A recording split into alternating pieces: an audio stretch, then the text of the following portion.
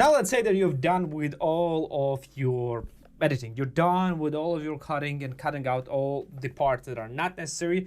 And yes, to be fair, basically your course is, well, 80% there, because the majority of the parts that people are actually clicking and buying your courses for, which is your knowledge, is already there. So congratulations if you have done that. If you haven't done that, yeah, well, do that and then get back to this lecture. Now, what we'll do in this lecture, we are gonna make our lectures a bit more spicy. We add a bit more spice. I'm going to show you how you can actually do that. So in this case, in case of this lecture, I will actually add some intros and some outros to the course, and then we're going to add some additional b-roll, some additional elements to the things, and I'm going to show you how you can actually do that. I'm not going to bore you with doing all of those things all slowly and tediously like it's happening, but I'm going to show you actually how it's done and where you will need to actually put it. Now, first thing that I will add is I will actually add intro. Now, for the people asking how you can actually add intro, well, it's actually a pretty difficult task if you want to do it directly into DaVinci Resolve. But there are a bunch of different software and services like InVideo, Jitter.video, and a bunch of other services that allows you to actually create intros like that. The intro of this one, I'm going to show you how it actually looks like. I'm going to right click on an intro and select it to timeline, and I'm going to press play and let it load. It's actually gonna load it very slowly because it's actually first time for it to load. Again, press again for it to load, and this is how it actually looks like. You're gonna press a Udemy, then the title will appear, and then at the end it will start with the video. This is for me. I've actually built it myself, and I'm gonna show you how it actually looks like. And yeah, this is an entire note system built into the Fusion. It will be pretty difficult for you to replicate, and that's why even though I wanted to show it to you, it will actually require, I don't know, a separate mini course to explain whatever is happening right here. That's why I'm not including it here. However, I'm planning to do a Fusion course in the near future, so if you want, you'll be interested in that, well, you can let me know, and I will actually an entirely separate course about that, because it's actually that complicated. And for that reason, I suggest you to use a intro maker or some logo makers. Just look for it. So I think it's available on Canva as well. Look for it. Just find whatever suits you the best, and that will be the easiest for you. So in my case, what I will do is I will go and find the lecture of the name of the lecture. It's before you will start. I'm gonna go here and I'm gonna give it a title. Before you. It's actually kind of way too big. I'm gonna go right here, the size, and decrease the size of a text a bit. And let's see how it actually will look like. Let's start loading. It will actually load because it's rendering everything real time. And yes, it's actually increasing in size. Yes, before you start, it looks pretty good, and then it will go down. Great. Now this is an intro basically ready.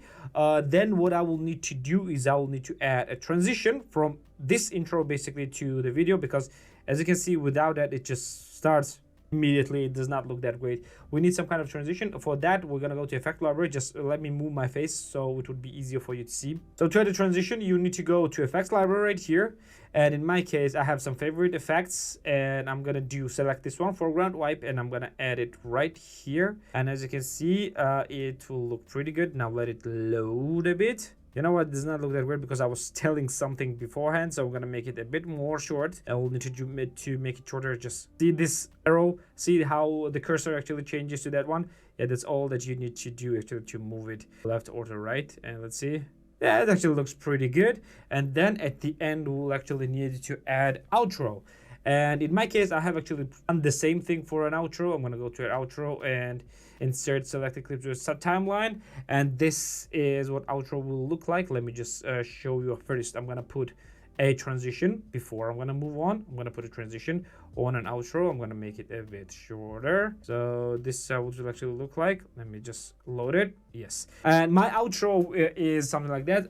I'm displaying what did we learn, and then actions to take. This is my outro, basically a short assignment to show what you can actually do. And what I will do is I will actually change each one of them, and if I don't need all three, I can just delete one of them and then suggest the actions to take. And as you can see, you have seen it in all of the lectures, and this is how it will actually look like for me, and this is how it actually looks like right here. It's not as simple as you think, because bam, we have an entirely separate cluster of notes right here. So yeah, it's not that simple as well.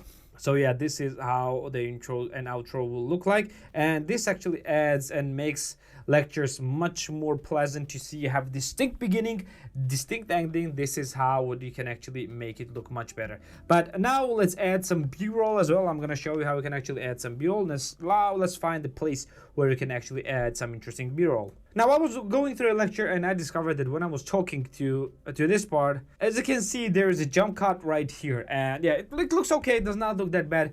But you know, you know what we'll do? We're gonna make it a bit more dramatic and make it more interesting. And to do that, there is one trick. You will need to create an illusion of movement within the clip if you are not moving from one place to another, because this is basically allowing you to reset the attention of your viewer, and this is what you want to do. And what we'll do in this case is we're gonna select this clip and we're gonna do something very, very simple.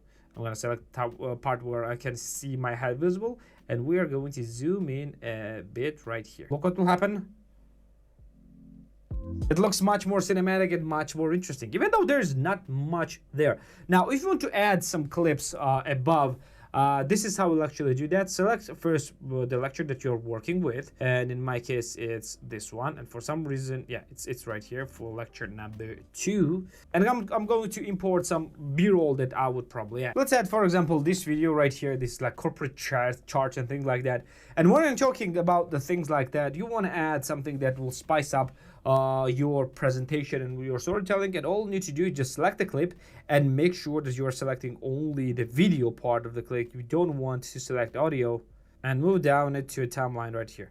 As you can see, this clip does not have an audio, so it will just overlay above. And when you just go on and talking, and let me just do that.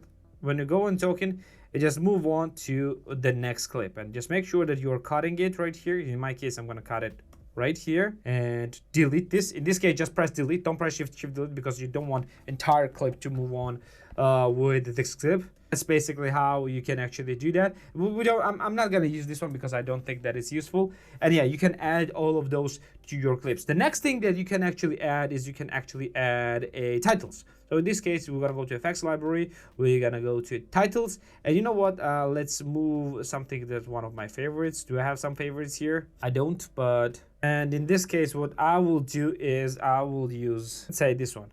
I really won't be using it in my end clip, but I will use, in my case, I will use this lower third, which is basically a same fusion clip. When you play this one, as you can see, it appeared the text, and I actually bought this template. And what I will do is I will actually use this, and what I will do actually is I will put my name right there.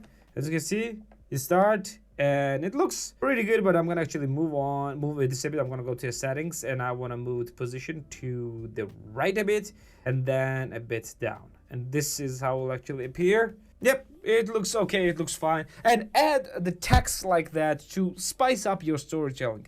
Just make your course and your lectures a bit more interesting. You don't need to overdo this. You don't even need to do this at all. You really don't. You think that you do, but you really don't need to do this. Just add some of the small things if you think that they are necessary, because whatever you're showing on screen right now, or whatever you're talking during the lecture, is far more important than anything else. Add this element if you think that they will add more value to the lecture, and if you think that they won't, well, just don't add that. But intros and outros actually work pretty well. So yeah, do work on those first. So the next lecture, we'll actually start working on audio, which is far more important and far more necessary. So I'm going to see you there.